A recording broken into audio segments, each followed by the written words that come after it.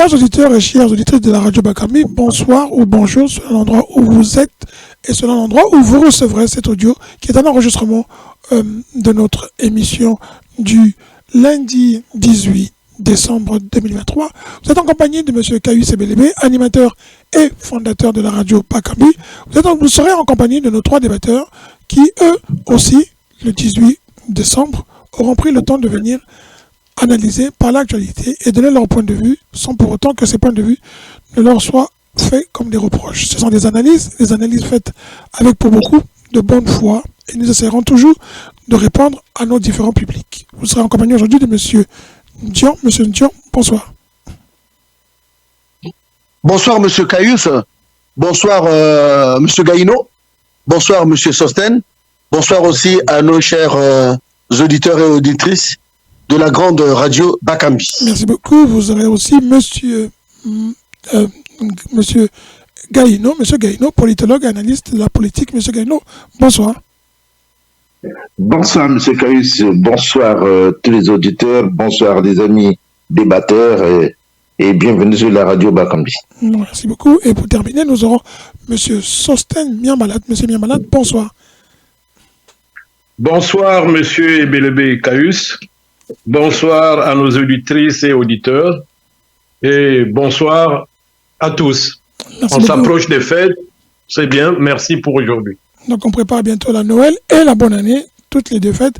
Ne dépensez pas trop, pensez à janvier, parce que janvier c'était un mois très très long en règle générale, mais fêtez pour oublier, comme on dit, le stress de l'année, c'est toujours bien pour se rapprocher encore plus de ce qu'on aime. Alors moi je vais faire un tour de table très vite de vous tous. Je vais commencer par Monsieur Ndion. Monsieur Ndion, on vous reproche une appartenance souvent au PCT aveugle et, entre guillemets, vous êtes très têtu, vous êtes convaincu, décalé des réalités. Est-ce que vous pensez que quand vous analysez la vie politique dans le monde et notamment au Congo, que vous êtes vraiment décalé et que votre point de vue est, comment on peut dire, vous faites un mauvais jugement et que vous êtes plutôt convaincu du PCT, mais on est plus convaincu que vous êtes convaincu de la poche que le PCT peut vous verser? Merci de cette question, mais je dis que chaque être humain, chaque citoyen a ses convictions. Les convictions sont nombreuses. Convictions religieuses, convictions politiques, convictions culturelles, convictions sportives, convictions philosophiques, etc., etc. Je suis libre de mes convictions. J'ai commencé mes activités politiques depuis la jeunesse, au niveau de l'UJSC, Union de la jeunesse socialiste congolaise, et après j'ai intégré le Parti congolais du travail avec conviction. Hier avec la doctrine du socialisme scientifique, aujourd'hui avec la doctrine de la social-démocratie. Je respecte le point de vue des uns et des autres, tous ceux qui me critiquent, mais qui pensent que voilà, mais je pense que eux, s'ils étaient à ma place, ils auraient fait la même chose. C'est-à-dire qu'aujourd'hui, à leur place, à eux, moi je les comprends, qu'ils puissent faire la critique du pouvoir, la critique du Parti congolais du travail, je les comprends, et c'est tout à fait légitime. C'est le jeu de la démocratie. Ceux qui sont dans l'opposition, c'est normal qu'ils puissent critiquer le parti au pouvoir ou la majorité présidentielle, et ceux qui sont à la majorité, ceux qui sont au pouvoir, c'est normal qu'ils puissent défendre leur bilan. Donc je les comprends, c'est tout à fait normal, c'est vraiment de bonne guerre. Merci beaucoup. Donc ce que je voulais aussi vous dire, c'est que vous n'avez pas, comment dire, vous ne dites pas ce que vous ne pensez pas, mais vous dites ce que vous pensez tout en étant réaliste. Tout à fait. Je suis un libre penseur. Je suis certes membre du Parti congolais du travail. En tant qu'homme politique, je dois défendre la politique de mon pays. Par contre, sur des sujets qui concernent que je donne un point de vue personnel sans engager mon parti, je le fais. Parce que, outre la dimension politique, je suis un intellectuel. Je suis un professeur des universités, j'enseigne l'économie, le droit, la gestion, le management. Donc sur cette problématique-là, je donne un point de vue personnel. Par contre, s'il faut parler du PCT, s'il faut parler de la majorité présidentielle, je donne un point de vue qui est conforme à celui du parti. D'accord, merci beaucoup, c'est précis. Donc vous suivez la voie tracée par la communication du parti. Monsieur Miambalad, la même question pour vous. Vous êtes à l'UPADS. Est-ce que vous considérez que, comme beaucoup, vous, ce que vous dites, c'est comme M. Ndion, c'est d'abord, ce que pense le parti, vous n'avez pas le choix, même minoritaire, vous avez votre point de vue, mais la majorité l'emportant, vous devez défendre, comme on dit, la vision et la doctrine du parti.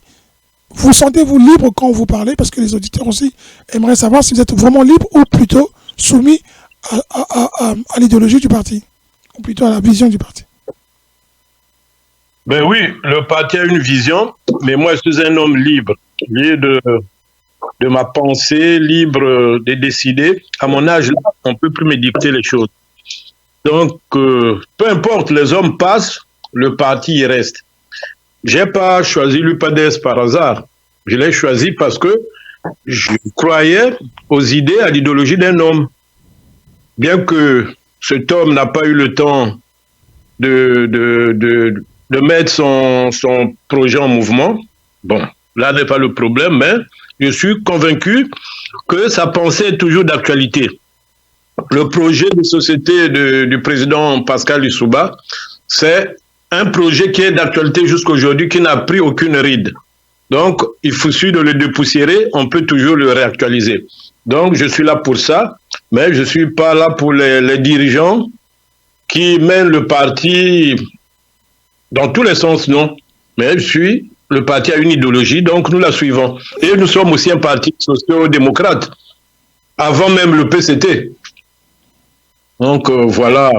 C'est bien, le PCT peut-être nous a rejoints dans les idées, mais dans les faits, le PCT ne manifeste pas cette social-démocratie. D'accord. Vous suivez. D'accord. Vous suivez les leaders qui, eux, continuent à tracer la voie du professeur Lissouba, c'est ce que vous voulez dire, et vous suivez donc la doctrine du parti, mais vous restez libre pour dire que telle chose peut être modifiée ou peut être améliorée sans pour autant que ça ne fasse du bruit. Tout à fait. Voilà. J'apporte ma contribution à l'édifice, ma petite pierre. Même si parfois je ne suis pas entendu, compris, mais je ne cesserai de le répéter, de donner mes idées. Ça peut servir aussi au parti, parce qu'ils n'ont pas la science infuse. D'accord. Je vous remercie beaucoup. Merci. Monsieur Gaïno, vous êtes le politologue du groupe, vous êtes plus libre et indépendant, vous n'appartenez à aucun parti politique. Et quand on entend ce que nous reprochent un peu les auditeurs et auditrices de la radio, on a M. Ndion qui est vilipendé parce qu'on se dit qu'il est vraiment aveugle, il est vraiment attaché à son parti. M. Miambalat aussi attaché à son parti, mais chacun d'eux sont des penseurs libres et que la liberté n'empêche pas qu'ils sont dans un groupe. Et dans un groupe, il y a une obéissance des chefs, ce qu'ils disent. Vous, pourquoi avez-vous choisi d'abord d'être libre, pas être dans un parti? Et quand vous entendez M. Ndion et M. Miambalat, est-ce que vous comprenez les critiques de nos auditeurs et auditrices? Merci bien pour cette question. D'ailleurs, il faut dire que les auditeurs ont la chance d'avoir quelqu'un qui est neutre dans le groupe, qui fait des analyses de façon juste, parce que je n'ai pas de parti pris. Maintenant, pour ce qui les concerne, il est normal, comme ils venaient de le dire eux-mêmes, qu'ils doivent défendre leur parti. C'est leur droit. Ils ont adhéré à ces partis-là. Peu importe ce qu'on peut leur reprocher, mais néanmoins, ils assumeront tout ça devant le peuple congolais. Mais pour ma part, j'essaie, si vous voulez, de vous éclairer selon ma petite expérience et mon entendement de certaines idées politiques, comment nous devons bâtir notre pays, comment nous devons débattre les faits sociaux, et ainsi de suite. Voilà à peu près ce que j'essaie de faire au niveau de la radio Bakambi. Je n'ai pas voulu appartenir à des partis parce que pour moi, un parti, ça doit être un rassemblement des gens qui ont un programme et qui pensent au peuple, qui pensent réaliser ce programme pour le peuple. Et non ceux qui viennent là pour leurs propres intérêts. Vous savez, à l'UPADES, par exemple, aujourd'hui, on ne voit pas l'alternance, il n'y a pas de changement, ce sont les mêmes qui dirigent le parti depuis, je ne sais plus, 10 ans, ils ne veulent pas céder, mais donc c'est pour ça qu'ils ne peuvent pas non plus critiquer le parti qui est au pouvoir, puisque le parti qui est au pouvoir, vous avez les mêmes hommes qui sont là, et qui se rassemblent comme dans une église et qui disent Amen. Et à l'UPADES aussi, c'est devenu Amen. Alors, or moi, je n'aime pas dire Amen. Donc voilà, c'est pour ça que je ne peux pas adhérer à ces partis. Il faut venir dire Amen. J'ai des points de vue à donner. À mon âge, je ne peux plus écouter des fausses analyses. D'ailleurs, vous voyez vous-même, je termine par là, aujourd'hui, au niveau de l'Afrique, on est même en train de penser qu'il faut mettre en place au niveau de l'Union africaine, comment dirais-je, des règles qui doivent, disons qu'ils veulent voir une vision de 2 ans, de 2 mandats dans chaque pays, 2 mandats, et ça suffit. Il n'y a plus à tripatouiller les constitutions, et c'est ça qui entraîne les coups d'État. Donc les autres sont en train de réfléchir là-dessus. Et nous aussi, on devrait quand même en Afrique centrale penser à tout ça. Merci. Donc vous pensez que être en dehors des partis, si je veux finir, Monsieur Gaïno, vous pensez qu'être en dehors des partis vous permet, vous, d'avoir un impact sur ces partis politiques? Je n'ai pas l'impact sur les partis politiques, mais j'ai l'impact au niveau de la population, qui, je pense, adhère, puisque nous sommes quand même suffisamment écoutés. Et moi, quand je vois à peu près les voix, les gens qui nous regardent, qui nous écoutent, quand j'évalue ça, je dis on est suffisamment écoutés, ça veut dire que nos analyses sont justes, c'est contradictoire. Il y en a qui sont là pour défendre leur parti. Même quand ils le défendent, ils ont quand même parfois des retenues, ce qui est déjà honnête.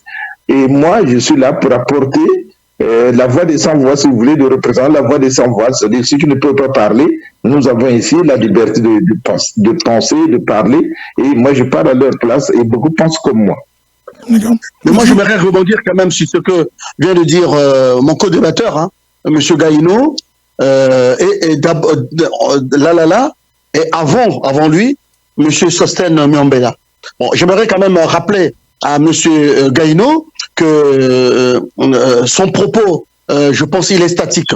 Par contre, s'il le dynamise, il se souviendra, il se rappellera qu'aujourd'hui, avant d'être un penseur libre, aujourd'hui, avant d'être société civile ou bien sans parti politique, il fut d'abord dans un parti. Hein.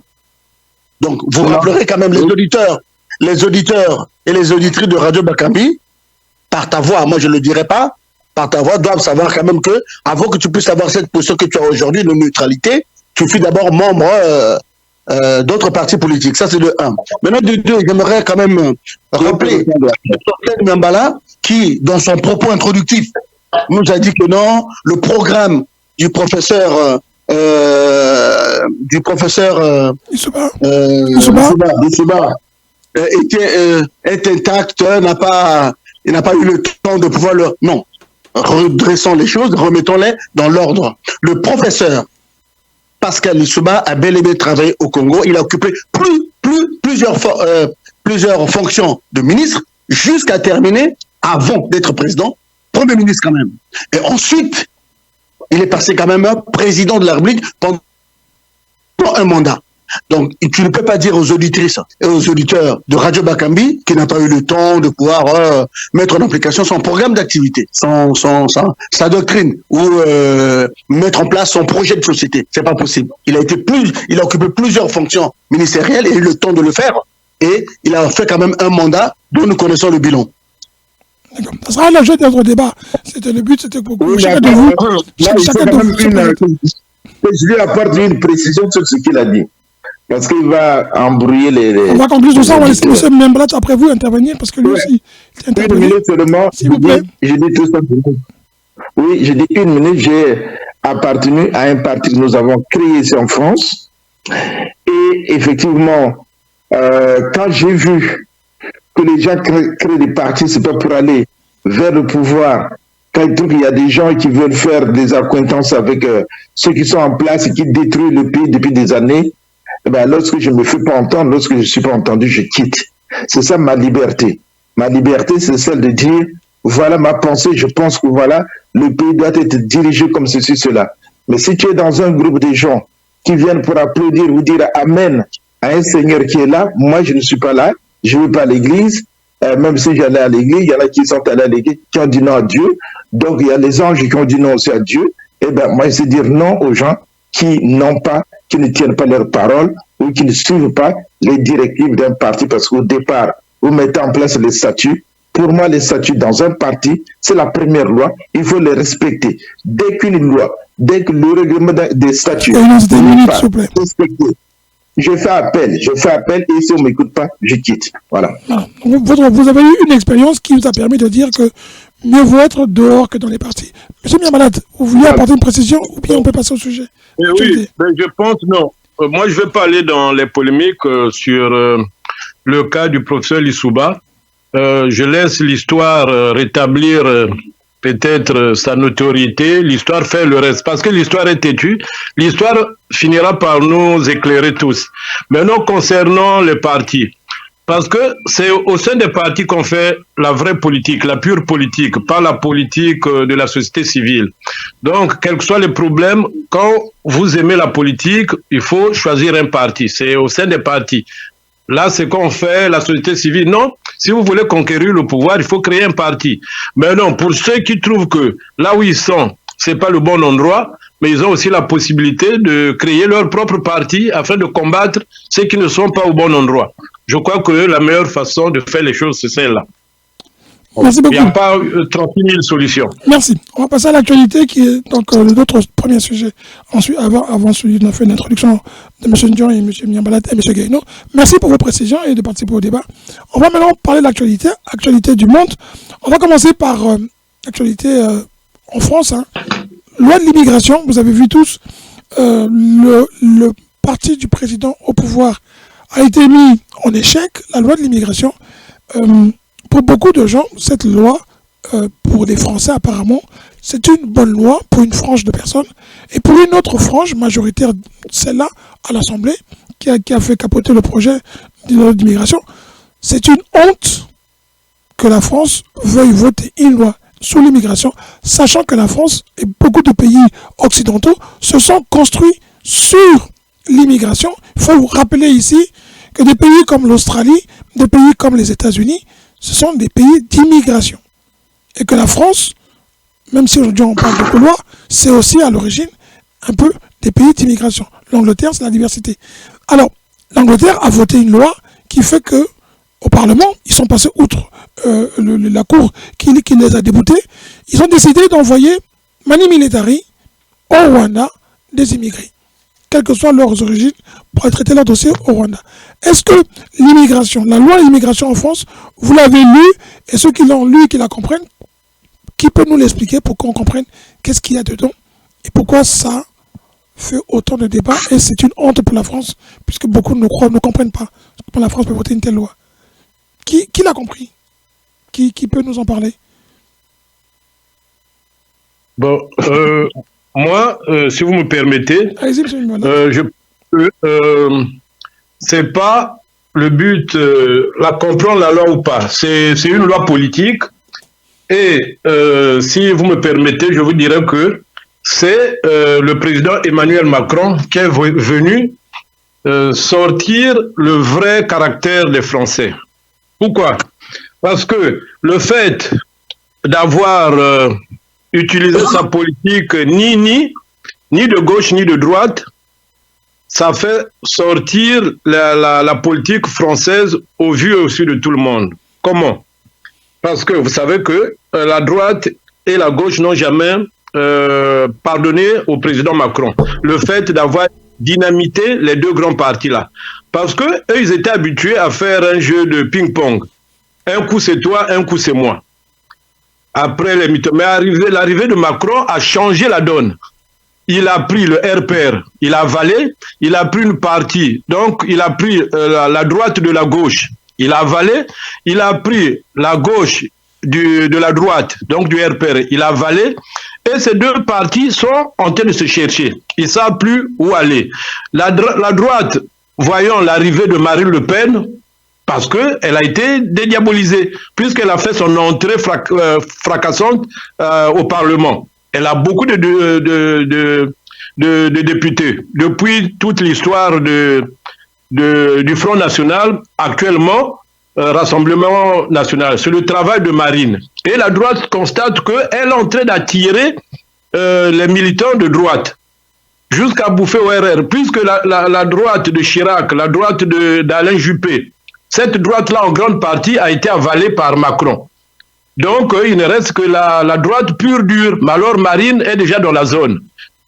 La droite est obligée de faire des propositions très, très anti-immigration, puisque c'est souvent le sujet de prédilection de la droite et l'extrême droite. Et la loi, pour satisfaire ceux-là, il fallait que Darmanin, qui revient aussi de cette droite-là, la droite de Sarkozy, propose une loi de l'immigration qui resserre beaucoup des étrangers, et notamment les étrangers hors Europe. C'est ceux-là, surtout avec les problèmes. Le Mali a humilié la France, le Burkina, le Niger. Donc, ils se disent, c'est eux qui viennent souvent se faire soigner ici. C'est eux que nous visons. Donc, cette loi-là est contre plus les Africains. C'est pas une loi qui touche les Portugais, les Européens, disons même les Européens de l'Est. Non, ça nous cible, ça cible les Africains. Parce que ce sont les Africains qui ont plus l'aide médicale d'État.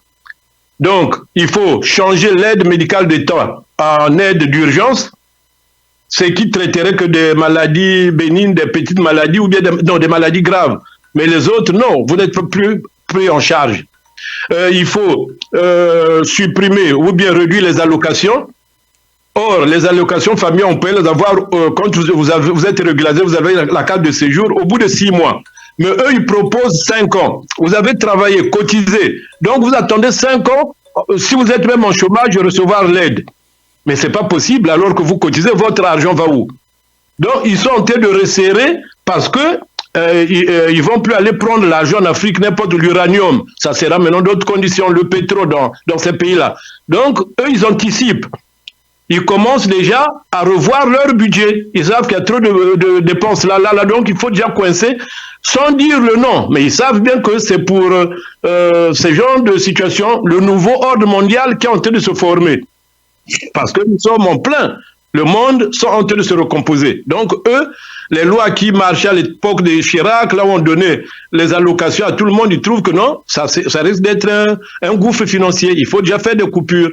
Donc, il y a déjà l'AME, il y a déjà les conclusion sur ce sujet. Oui, en conclusion, bon, c'est un peu cette loi, elle n'est pas bien la bienvenue, mais elle est faite comme pour punir les Africains. C'est une loi anti-africaine. Monsieur Dion, vous qui êtes économiste, la loi immigration, est-ce que sur le plan économique, on peut juger l'impact? Parce qu'on a souvent tendance à croire que les Français, les hommes politiques français oublient de rappeler aux Français que les immigrés, il n'y a pas que les Noirs, il n'y a pas que les Arabes ou il n'y a pas que les musulmans. Il y a aussi des Européens, et comme l'a rappelé M. Miambalat, ils arrivent à faire le distinguo désormais entre, comme ils disent eux-mêmes, les gens de couleur, les minorités, et ceux de non-couleur. Apparemment, le blanc n'est pas une couleur. Est-ce que pour vous, sur le plan de vue économique, cette loi est tenable?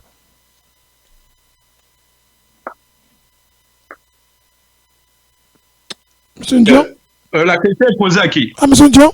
Oui, Monsieur Caius, la réponse donnée par Sostène est une très bonne réponse sur le plan strictement politique. Moi, je vais l'aborder maintenant sur le plan économique, oui. Voire même financier, pour ne pas dire budgétaire, puisque quelque part dans cette vision-là, on pense que en frappant sur les chapitres financiers concernant les immigrés, concernant les étrangers, il peut faire quelques économies. C'est pas faux, mais c'est pas politiquement juste. Pourquoi? Vous l'avez rappelé tout à l'heure, nous avons apporté de la valeur ajoutée dans la construction et le développement socio-économique de la France. Depuis notre première participation politique à la Première et à la Deuxième Guerre mondiale, jusqu'à la construction proprement dite, on va dire depuis la Cinquième République, hein, tout de suite après. Parce que la Deuxième Guerre mondiale, nous sommes à la Quatrième République, nous y avons contribué militairement à la sortie, à l'indépendance, à la libération de la France sous le joug des nazis. Maintenant, la Cinquième République est arrivée. Économiquement parlant, tous les étrangers, sans distinction, ont contribué à la construction, au développement de la France dans tous les secteurs, que ce soit celui du BTP, celui de la médecine, celui du sport, celui de la culture, ainsi de suite. Nous avons contribué au rayonnement international de la France. Donc, sur ce plan-là, moi, je pense que effectivement, Emmanuel Macron et Mme Elisabeth Borne ont tort. Maintenant, allons dans le détail. M. Miambalat a souligné le problème de l'aide médicale d'État. Même le corps médical est contre ça. Parce que c'est une mesure peut-être politiquement correcte, mais économiquement injuste. Même le corps médical français est contre cette mesure-là. Et j'ai compris aujourd'hui qu'elle doit être retoquée Et Madame Elisabeth Borne a promis qu'au 1er janvier 2024 plutôt, elle va commencer à étudier comment modifier cette loi, la laisser, mais on la modifie un tout petit peu. C'est un. Deuxièmement, cette loi est incongrue, M. Ebelebe Kayous. Pourquoi? Il y a des contradictions même internes dans cette loi. Est-ce qu'elle sera rétroactive ou elle sera présente et pour l'avenir seulement? Comment se fait-il que quelqu'un qui habite en France depuis longtemps, qui paie ses impôts, il paie sa taxe foncière, il paie sa taxe d'habitation, surtout que dans certaines villes il n'y en a plus, il paie ses impôts comme tel. Il faut savoir qu'en général en France, sur 100% de notre salaire, on enlève à peu près 25% de notre salaire brut pour pouvoir payer tous les impôts que nous payons ici, toutes les cotisations sociales que nous faisons. Et nous, les étrangers et les Français, on paye la même chose, 25%. Quelqu'un qui est en France ici, avec une femme, avec des enfants depuis des années, qui contribue à payer les impôts, on va lui dire du jour au lendemain, non, tu dois plus bénéficier des avantages sociaux. C'est pas juste, c'est pas correct. Comment se fait-il que quelqu'un qui a ses papiers, on va du jour au lendemain lui dire que non, tu peux plus bénéficier de ceci, tu peux plus bénéficier de cela. C'est pas correct. S'ils disent qu'à partir de maintenant, là c'est autre chose. À partir de maintenant, tout étranger qui viendra devra passer le cap, comme ils ont dit, de 5 ans pour avoir... Bon, là aussi, aujourd'hui j'ai appris qu'ils ne sont pas tombés d'accord, hein, parce que comme vous le savez très bien, on a mis en place une commission mixte paritaire, composée de 7 sénateurs et de 7 députés. 30 secondes, monsieur Dieu, 30 secondes.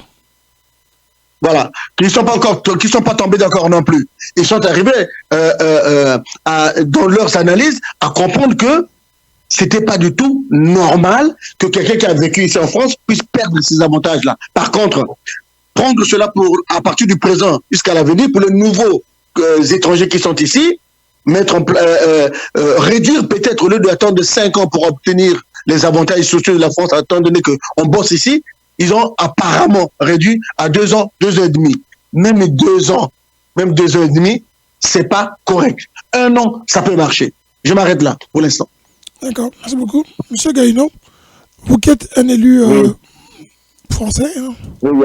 La loi de l'immigration, c'est une loi anti-noir, parce qu'il y a une loi, les Français maintenant parlent de racisme anti-blanc, et on ne sait pas s'il y a un racisme pro-blanc, autorisé de critique de salir les noirs. Le racisme anti-blanc, on en parlera.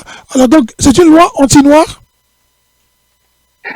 Non, monsieur Kayous, excusez-moi, parce que je demanderai un peu plus du temps, parce qu'il y a eu pas mal de choses que mes co-débatteurs ont dit. Chacun de vous à 3 minutes, monsieur Gaïno. Tout le monde à 3 minutes. Ils n'ont pas compris, je pense qu'ils n'ont pas compris le fond de cette loi. La loi porte sur 3 points, d'abord 3 points essentiels, et puis après on peut ajouter l'asile. Le premier point, c'est le travail. Le deuxième point, c'est l'intégration des étrangers. Et le troisième point, c'est l'éloignement en cas de faute grave. Après, tu as l'asile et le contentieux des étrangers. Mais il y a aussi les droits des étrangers qu'on ne reconnaît pas. Mais j'en arrive. Il y a aussi l'essentiel. D'abord, c'est essentiel. Maintenant, parlons de la régularisation. Alors, il y a le point de la régularisation des étrangers, mais uniquement dans certains cas particuliers, c'est-à-dire dans les métiers ou dans certains métiers, disons. Donc, c'est-à-dire qu'on ne peut plus vous régulariser parce que vous êtes arrivé, vous avez eu un boulot quelque part, alors que vous n'avez pas les papiers, et vous sollicitez les papiers là, on ne peut pas vous régulariser selon les métiers. Donc, c'est un choix qui sera fait selon les métiers.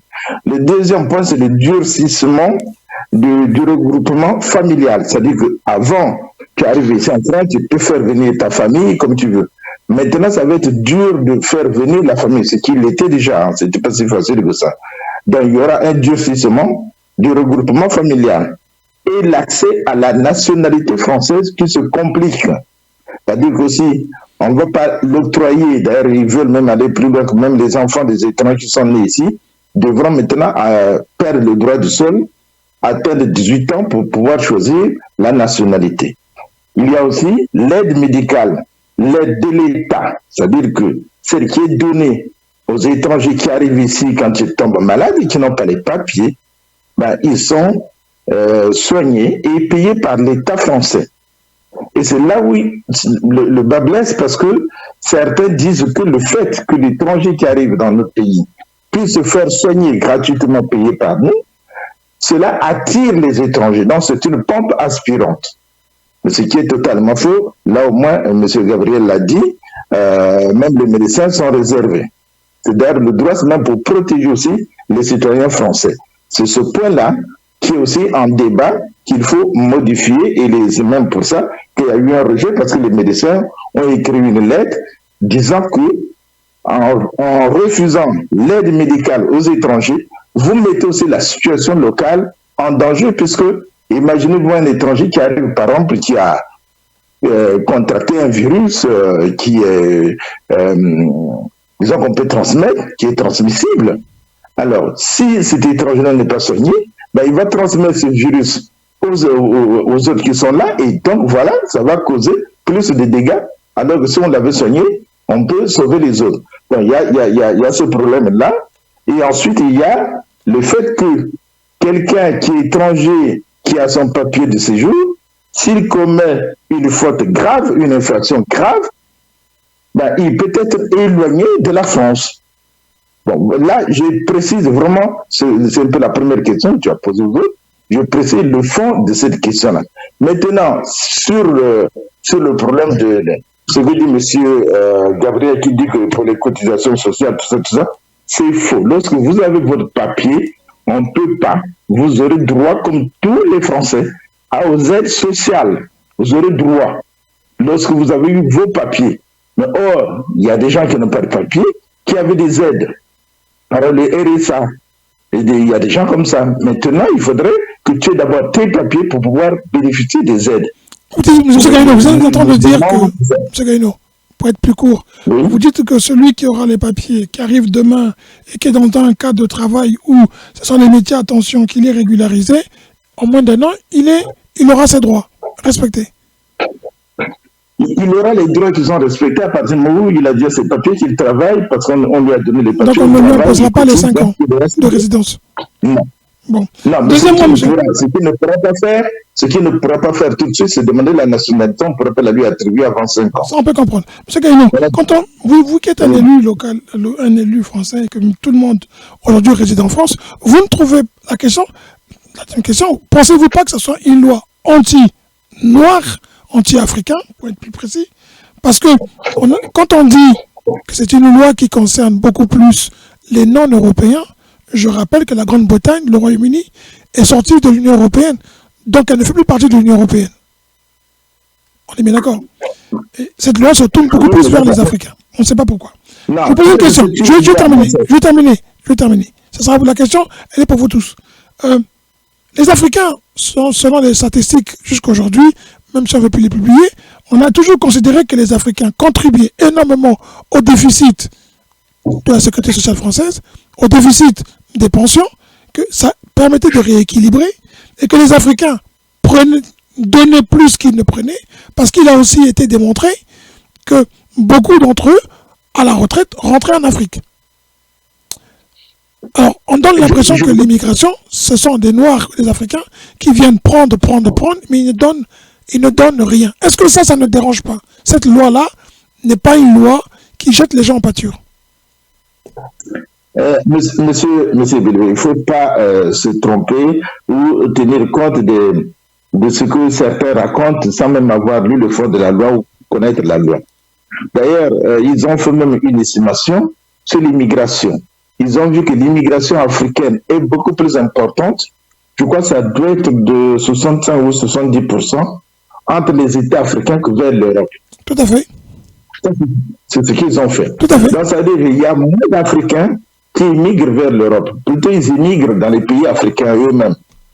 Bon. Donc, ce n'est pas une loi anti-noire, non, parce que quand ils parlent d'immigration, vous avez aujourd'hui, vous avez vous-même, par exemple, celui qui a tué le professeur, là, ce n'était pas un noir, c'est quelqu'un d'origine iranienne. Et là aussi, je crois qu'il y a quelqu'un, il y a un professeur aussi qui est menacé là par un Iranien. Donc, on parle justement, ces étrangers, nous on est fini sur le mur parce que... Il est caucasien, l'autre. Il est caucasien. Voilà. Donc nous, effectivement, comme il y a le Front National qui a trouvé comme seule arme pour avoir ses électeurs, c'est l'immigration, et l'immigration qui est plus en vue, c'est toujours l'immigration de ceux qui se distinguent, c'est-à-dire nous les Noirs. Donc quand on te voit tout de suite, on sait que ça c'est un immigré. Et les Blancs entre eux, bon, ils ne se distinguent pas, il faut savoir tout ça sur les papiers, ainsi de suite. Donc lorsqu'on parle d'immigration, forcément ça touche les Noirs, mais en réalité ça ne touche pas que les Noirs, ça touche toute cette population-là, les Asiatiques, tous ceux qui viennent ici, qui ne sont pas des Européens. Donc comme ils disent eux-mêmes, les minorités visibles, c'est ça? Voilà. Majoritairement. Voilà, nous sommes plus visés parce qu'il y a le contrôle aux faciès, tu arrives chez un médecin, déjà quand il voit que tu es noir... Ça s'appelle du racisme et de discrimination, monsieur Magaïno. C'est du racisme et de discrimination. Cette loi est discriminatoire, elle est raciste. Non, elle n'est pas discriminatoire, mais elle peut pousser à la discrimination, justement. C'est ça le danger. Elle est discriminatoire. La loi elle-même, elle n'est pas discriminatoire. Mais on peut... Monsieur Magaïno, elle pointe du doigt les gens par leur couleur de peau, par leurs origines. Elle est discriminatoire. Non, elle ne pointe pas. Elle est raciste. Quand vous lisez la loi, nulle part on parle de Noirs, on parle des étrangers, on parle de l'immigration. Mais sauf que justement, là où je suis d'accord avec vous, c'est que dès qu'on parle de l'immigration ici, les personnes visées sont les minorités visibles. D'accord. Voilà. On va prendre les autres pour faire notre sujet. Monsieur Cahus. Monsieur Ndiaye avait intervenu. Monsieur Ndiaye avait intervenu et puis Miambalat après. Et on passe au sujet du Gabon. Monsieur Ndiaye, Monsieur Miambalat et le Gabon après. S'il vous plaît. Monsieur Ndiaye. Alors, il n'a échappé à personne, ni aux auditeurs et auditrices de Radio Bakambi, ni à personne qui réside en France, que c'est vrai. Dans la diversité de la diaspora, il y a aussi des Blancs, il y a aussi des Espagnols, il y a aussi, je sais pas, mais toutes ces lois-là, in fine, à la fin, visent l'immigration noire. Non. Même si c'est pas dit, même si c'est pas écrit quelque part. Non, Gabriel. Quelque part. Même si c'est quelque part. Aujourd'hui, vous avez des associations qui sont en train de naître en France. Il y a d'autres qui sont même dissoutes, d'ailleurs, en France, parce qu'on se rend compte que leur lutte contre l'immigration, leur lutte contre les étrangers se fait au faciès. Mais, bien sûr, ils s'organisent en sorte qu'ils ne puissent pas dire que les lois ne concernent que les Noirs. Ils s'organisent. Ils disent pas le mot noir. Mais les gens savent que nous sommes la cible première. Tout ce que je viens de dire, c'est tout simplement parce que nous sommes une minorité visible, c'est tout. Et les Arabes, comme nous, il n'y a pas que nous les Noirs, il y a les Arabes aussi qui sont concernés. Je veux parler des Africains. Moi, je parle beaucoup plus des Africains parce que ceux qui meurent dans l'océan, là, ceux qui meurent dans l'eau, là, il n'y a pas des Arabes dedans. C'est nous, beaucoup plus les Noirs. Mais globalement, c'est les Africains. Globalement. D'accord. Merci, monsieur Miambalat. Monsieur Miambalat. Oui, mais moi je pense, quand on crée une loi, c'est réfléchi et puis il y a un but. On va atteindre un but. Mais si ce n'est pas le noir, c'est une loi qui vise les pays qui ont moins le pouvoir d'achat, qui ne sont pas avancés, donc les Noirs et les pays de l'Amérique latine. Pourquoi je le dis? Regarde, là, récemment, nous on a des guerres chez nous. Mais quand on vient ici, mais c'est un parcours du combattant. Mais vous avez vu les Ukrainiens pour les mêmes guerres, puisque là-bas aussi on tue. Nous aussi on tue, voilà. On n'est pas des balles. Mais les Ukrainiens, quand ils sont arrivés, ils ont eu des maisons, alors qu'il y a des gens qui dorment à la porte de la chapelle. Depuis des années. Et on a mis des Africains dehors pour les remplacer par les Ukrainiens dans les hôtels. Pour les remplacer. Mais ça prouve tout. Une loi, ils ne sont pas quand même idiots pour faire une loi spécialement pour les Africains, non. Mais en Europe, qui aura besoin de tout ce qu'on a dit là? Si on lit la loi, vous allez vous rendez compte que c'est destiné à une population donnée. C'est pas un British qui viendra ici, qui va aller demander l'asile, qui fera tout ça. Ce n'est même pas un Bulgare. Puisqu'un Bulgare, ils sont déjà dans l'Union européenne. Ils peuvent venir repartir à la limite. Si on les attrape, on les renvoie chez eux, dans leur pays d'origine. Les Roumains, les Bulgares, les Kosovars, tout ce monde-là. Mais la loi cible nos parents. Puisque même Madame Le Pen le disait. Pourquoi la loi ne cible pas. Mais pourquoi on dit qu'ils surfent à l'extrême droite? Mais c'est parce que Ils prennent les idées de Le Pen pour se faire une santé. C'est ce que fait la droite française, les ciotis. Il y a un statut européen, il y a un statut des étrangers. Donc, quand tu as parlé, que ce soit des Asiatiques, que ce soit des Africains, là, je suis d'accord avec toi que, effectivement, la loi n'intéresse que surtout ces gens-là qui ne sont pas du continent européen. C'est surtout ceux-là. Donc, elle stigmatise les gens. Elle stigmatise les gens. Bah, écoute, il y a l'immigration, il y a la misère. Il faut le dire aussi. Oui, mais elle stigmatise. On sait pourquoi il y a la misère. Les gens fuient leur pays parce qu'on a des dirigeants qui ne sont pas à la hauteur des enjeux. Et ces enjeux, ces présidents, ces dirigeants sont soutenus par les puissances européennes. C'est quand même assez hypocrite. On va passer, M. Dion, s'il vous plaît, M. Gaïno. Pardon, on va pas faire le sujet. Un mot seulement. Oui. Un mot seulement. Juste un mot, M. Gaïno, parce que vous savez souvent beaucoup de mots. Je m'arrête là. M. Trump venait de dire qu'il faut plutôt dépenser l'argent à construire un mur pour éviter justement les autres Américains là, qui migrent vers leur pays. Vous voyez donc il y a comme cet esprit de vouloir barricader les frontières. Donc l'Europe aussi un peu dans ce sens-là. Bon, je crois que c'est normal que nous, les minorités visibles, parmi nous, il y en a qui émigrent parce qu'il y a la misère, on vient chercher du travail. Ça aussi, c'est vrai. Et je pense que c'est pas toujours mauvais aussi pour l'Afrique. Bon, j'espère que les dirigeants africains sont attentifs à ce qui se passe et que eux aussi, qui ont des Français chez eux, pourront voter des lois anti-français et faire repartir les Français chez eux. On verra bien comment ça va avancer. Alors, RDC, il y a le feu à la maison, il n'y a pas le feu. C'est quand même terrible ce qui se passe en ce moment en RDC. On a l'impression que tous les candidats, j'appelle les candidats, ce qu'on appelle les têtes de liste, les têtes d'affiche, ceux qui sont plus les poids lourds, comme on dit, M. Tshisekedi, le sortant, M. Fayilou, Katumbi, Jean-Pierre Bemba, qui soutient, je pense, Fachi. En fait, ces têtes d'affiche, elles font de la surenchère et pour beaucoup, les RDC risquent de brûler d'ici le 20 décembre. Vous y croyez, vous, monsieur Gaïno? Bah, écoute... Vous êtes inquiet, je veux dire. Vous êtes inquiet? Oui, on est inquiet, oui. On est inquiet parce que la RDC, c'est d'abord un pays voisin et ensuite, c'est un pays dont nous avons besoin qu'il soit plutôt stable.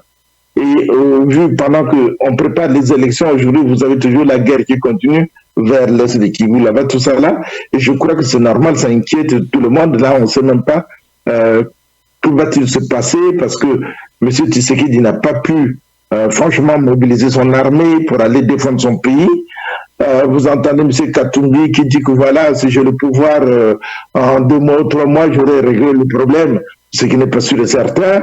Vous avez M. Fayilou aussi qui a les mêmes prétentions de pouvoir résoudre ce problème-là. Bon, mais il faut vraiment souhaiter que, je ne sais pas, on est quand même inquiet. On est inquiet, il faut suivre ce qui va se passer. L'élection, c'est là, ils ont fait leur dernier meeting aujourd'hui. J'espère que bon, ça va bien se passer, mais il y a quand même des inquiétudes à voir. Monsieur Ndion, la RDC, c'est un géant. Hein. Si la RDC brûle, beaucoup de Congolais de Brazzaville savent que de l'autre côté, ça va être vite fait, ça va être très rond, ils vont traverser peut-être, mais est-ce que c'est un scénario catastrophe qui n'aura pas lieu et que la sagesse va forcément dominer et que les dirigeants africains, comme votre leader du parti politique, qui font partie des anciens, des sages, comme on dit pour certains, vont pouvoir calmer cette jeunesse fougueuse qu'il y a à l'autre côté du fleuve? Votre affamé n'a point d'oreille. Un peuple qui est affamé, comme certains peuples d'Afrique, notamment le peuple de la République démocratique du Congo, tu ne vas pas lui demander d'avoir de la sagesse. Hein. C'est pas possible. Parce que le ventre affamé n'a point d'oreille. Ça, c'est de 1. Maintenant, de 2, il est normal que nous puissions être inquiets. Non seulement la RDC est un géant, mais nous savons que toutes les conditions ne sont pas remplies pour une élection libre, transparente, équitable. Donc, de par la culture de ce pays que nous connaissons très bien, parce que pays frère, pays voisin, que nous connaissons très bien, nous savons qu'il y aura incontestablement, il y aura fatalement contestation des résultats. Et comme il y aura contestation des résultats, eh bien, les conséquences de tous les 7 ou 8 pays frontaliers de la RDC va se sentir. Donc, nous savons que beaucoup de Zaïrois, enfin, moi je préfère comme ça pour faire la distinction, sinon beaucoup de Congolais de la RDC vont sûr et certain traverser de l'autre côté, puisque nous avons des familles même mixtes, et par ailleurs, c'est à peu près le même pays. Nous était la conférence de Berlin qui nous a divisés. Là, c'est de 2. Maintenant, de 3. Il faut savoir que c'est un scrutin à un seul tour. Et c'est un scrutin complexe pour nos auditeurs et auditrices de Radio Bakambi. C'est pas comme le Congo-Brazzaville où il y a un premier et un deuxième tour. Chez eux, c'est un seul tour. Et c'est pas seulement une élection présidentielle, monsieur Belebe Kayous. C'est une élection qui est en même temps présidentielle, en même temps municipale, en même temps législative, en même temps sénateur, c'est tout. Donc, ça engage toute la population. Et nous savons que, de par ce qui se passe à l'est de la RDC, cette partie-là, certainement, ne pourra pas voter. Le reste de la population pourra voter. Encore que les machines, enfin, toute la logistique n'est pas complète, n'a pas été mise en place. Donc, forcément, il y aura contestation des résultats. Là, aujourd'hui, comme l'a dit M. Gaïno, c'était le dernier jour, il y a eu des dernières coalitions, des alliances contre nature qui se sont faites. Bon, on va voir ce que ça va donner après-demain, puisque l'élection a lieu le 20. Qui vivra, verra. Voilà. Merci. Monsieur bien malade? Oui, merci bien. Mais par contre, moi, je ne suis pas un oiseau de mauvais augure. Je ne prédis pas le pire en RDC. Je sais que si le pire... Personne ne le souhaite, mais ça va venir. Ça peut venir. Personne l'a dit. Hein. Ça peut venir. Mais je vous ai écouté. Écouté. Hein? Moi, j'ai même un silence de cimetière quand vous parlez. Donc, après, je perds le fil des idées. Si vous voulez contredire, vous le faites après, mais pas en même temps. Donc, moi ça, c'est mon analyse. Donc, laissez-moi avancer. J'ai dit, je ne souhaite pas, parce que c'est un pays-continent. Si c'est désintègre, c'est fini. C'est toute la zone qui sera foutue. Personne n'a envie que ça arrive. Mais il y a des oiseaux de mauvais augure qui pensent à la balkanisation de la RDC. Ça, c'est un projet que les Quinois eux-mêmes connaissent, ils sont conscients de ça. Donc, ils ne vont pas s'hasarder à détruire leur pays alors qu'ils ont eu des signaux. On a alerté plein de fois. Maintenant, concernant l'organisation des élections, je crois que rien n'est parfait aussi. Ça, c'est leur première expérience. De mon point de vue, ce que j'ai vécu, c'est la première expérience démocratique du Congo. Pendant Kabila, les élections ne se passaient même pas comme ça. Il n'y avait même pas de campagne. Mais là, chacun est libre de dire tout ce qu'il pense, d'injurer même Tshisekedi. Il n'y a pas de prisonniers politiques. Il y a tout. Donc, moi, je vois un peu ce côté positif là. Et les grands candidats, les outsiders, les challengers sont connus, ils sont au moins 3 ou 4. Il y a Tshisekedi, Mukwege, Katumbi et Fayulu. Voilà, s'il y aura instabilité, ce sont les 4 là qui seront des coupables. Mais je pense qu'ils ne vont pas arriver à ce point-là. Surtout que Katumbi, c'est même Tshisekedi qui l'a ramené dans la course. Kabila ne voulait même pas qu'il rentre. Il y a des choses, il ne peut pas brûler la RDC. Il est rentré en RDC avec un passeport zambien. Il est parti aux États-Unis. Donc, toutes ces choses-là, même lui-même, il doit comprendre parce que l'homme qu'on vit, c'est Katumbi. Le docteur Mukwege, ce n'est pas un politicien. Il a été poussé à présenter sa candidature, mais le match se joue entre Katumbi et Tshisekedi. Donc, je ne suis pas sûr que les gens vont boycotter les élections, même s'ils ont des plans B, des plans cachés, mais le peuple de la RDC, c'est un peuple chrétien. Je crois qu'il s'opposera à ça. Déjà, c'est un peuple en crise, le pays ne marche pas, mais ils ne vont plus se taper le luxe de créer une instabilité permanente. Je pense que le choix est clair. Tshisekedi, il passera les mains, hein, même à voir dans la campagne, vraiment, même si Katumbi, c'est l'argent, mais ce n'est pas l'argent personnel qui dirige un pays, c'est l'argent public. Et Tshisekedi, il a eu que 3 ans, les 3 dernières années, là où il a géré, puisqu'il gérait avec comment ils appelaient ça, le FCC.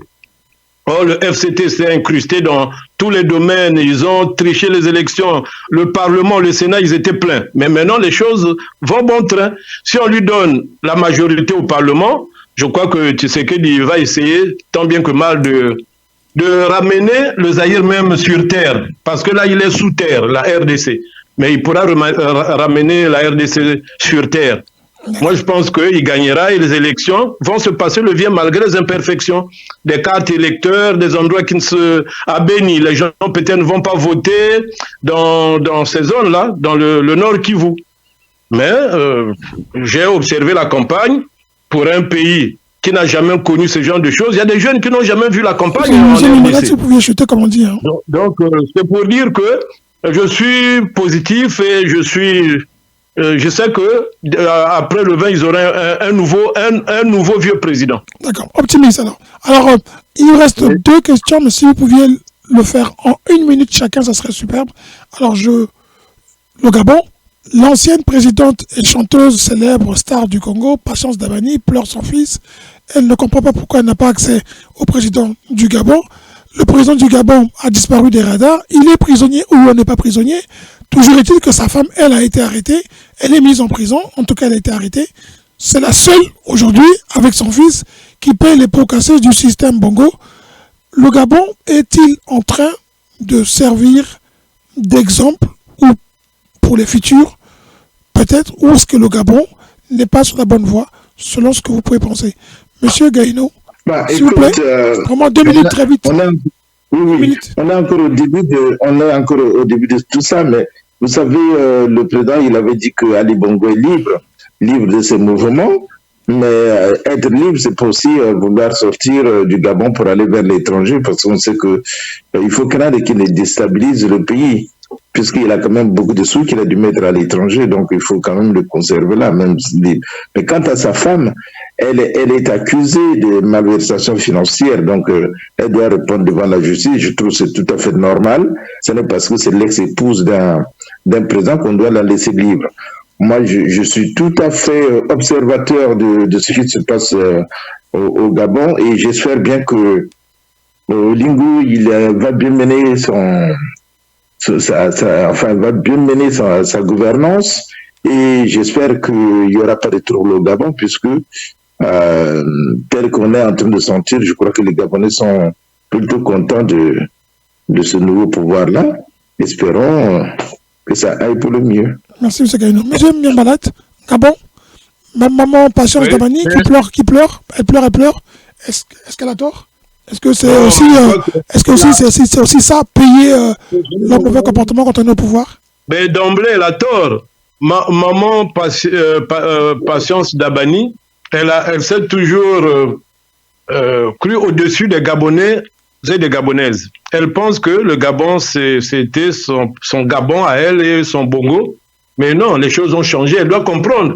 Elle ne peut pas défier, c'est un État. Elle ne peut pas faire des vidéos en train de demander à un président qui est là officiel, peu importe la façon dont il est venu, il est président du Gabon. Et elle parle comme si elle parlait à son enfant. Mais ce n'est pas Ali Bongo qui est au pouvoir. Même Ali Bongo, elle avait un peu de tenue. Elle ne peut pas donc s'adresser de cette façon à Ali. C'est des voleurs, ils doivent subir la justice gabonaise, doivent passer par là. Ils ne sont pas des intouchables. C'est ce qui fait même que la maman de Olingui a aussi répliqué un peu à Madame Patience Dabani. Bon, on n'avait pas besoin de ça.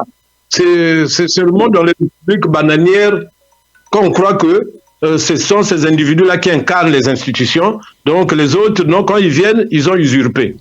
Mais c'est pas comme ça. Merci. Elle est condamnable et puis il faudrait qu'elle paye. Merci, elle aussi. Merci. 1 minute.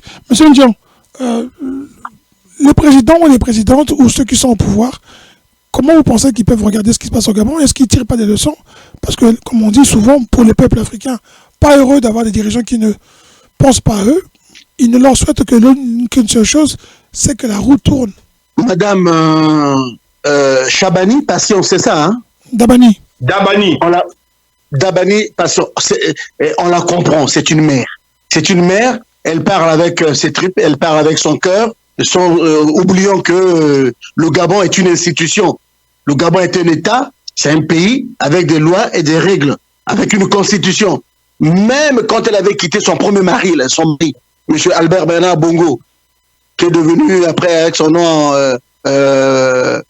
son nom arabe, là, comment elle a dit, non, son mari, et que son mari a pris pour épouse notre sœur, la fille Edith Sassou Nguesso. Elle se comportait toujours comme étant une Gabonaise qui est au-dessus des lois, parce qu'elle se dit c'était de sa place, etc., etc. Mais personne ne l'avait chassée de là. Hein. Ensuite, son fils est arrivé au pouvoir, mais elle n'est pas revenue. Hein. Pourquoi elle n'est pas revenue? Il fallait qu'elle revienne. Donc, M. Alingui, le président Alingui, son excellence le président est en train de faire, Olingui est en train de faire du bon boulot, est en train de faire du nettoyage. Il n'y a pas de chasse aux sorcières, non. Toute personne est occupée des responsabilités. On va doucement récupérer tout le pognon que les gens ont pris à travers la loi. Donc, le président Ali Bongo est vivant, il est en résidence surveillée, il mange bien, il dort bien, il n'y a pas de souci là-dessus. Si on ne veut pas que sa mère lui rende visite, c'est pour des raisons de sécurité, pour éviter tout amalgame possible, pour éviter qu'il y ait... Enfin, pour des raisons de sécurité, point barre, c'est tout.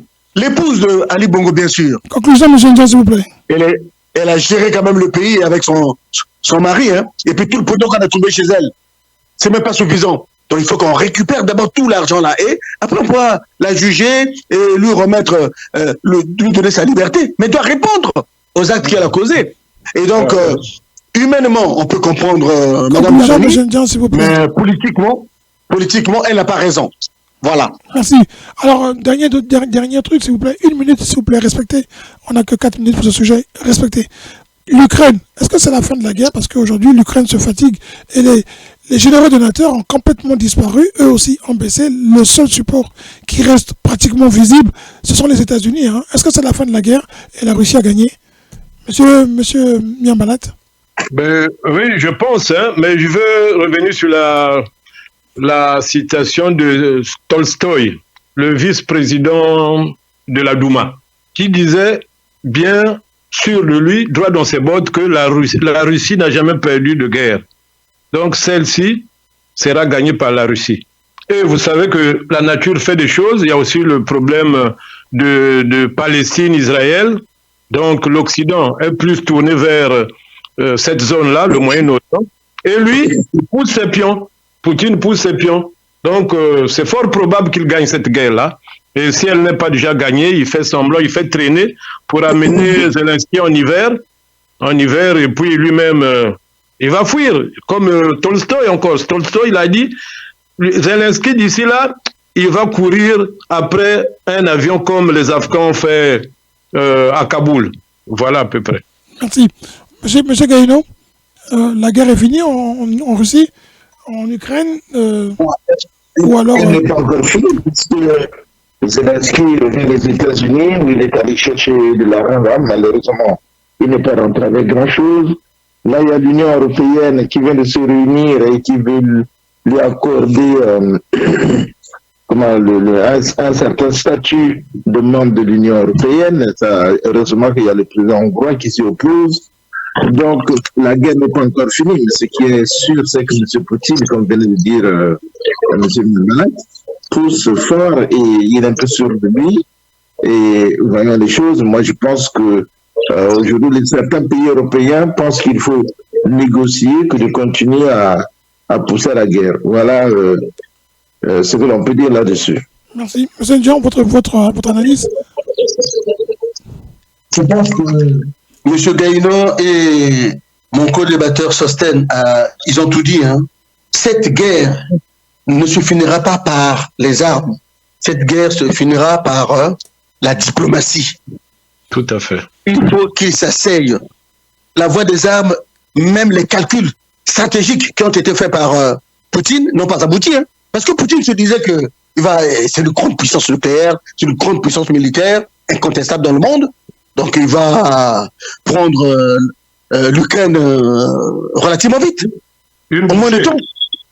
C'est une bouchée qu'ils vont faire. Mais malheureusement, il s'est confronté avec un réalisme patriotique et une résistance qui fait que nous allons vers notre deuxième année. C'est bien ça, hein?